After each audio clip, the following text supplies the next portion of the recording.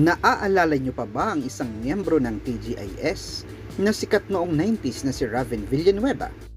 Nakasama niya sina Angela De Leon, Bobby Andrews, Shara Soto, Red Stenberg, Michael Flores, at Bernadette Allison.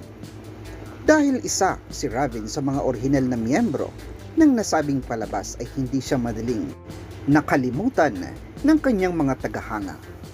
Ginampanan ni Raven ang papel ni Chris sa nasabing youth-oriented show drama mula 1999. Kalaunan ay napangasawa ni Raven ang gimmick actor na si Diego Castro. Nagkaroon sila ng anak na babae, ngunit noong 1998 ay nagkahiwalay ang dalawa dahilan ng pangingibang bansa ng aktres.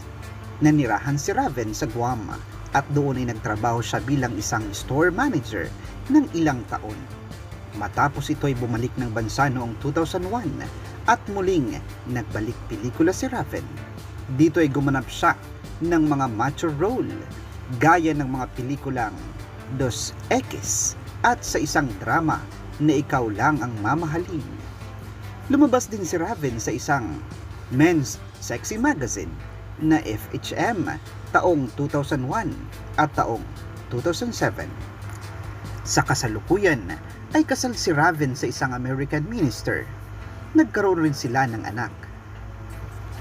Isang anak na lalaki na ngayon ay naninirahan sa Ohio, USA. Ang anak naman ni Raven at Diego ay bumubuo ng pangalan sa showbiz industry. Siya ay si Angelica Claire Castro. Si Angelica Claire ay contract star ng Sparkle GMA Artist Center. Siya ay kilala natin bilang si Claire Castro. Si Claire ay pinanganak noong Agosto 11, 1978.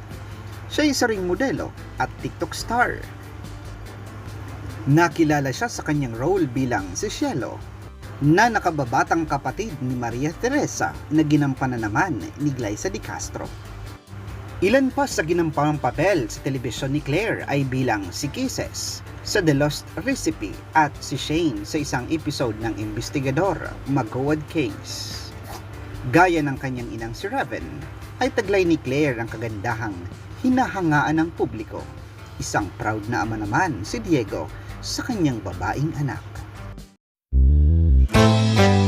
Mag-subscribe sa aming YouTube channel para sa mga videong kahihiligan ninyong panuorin.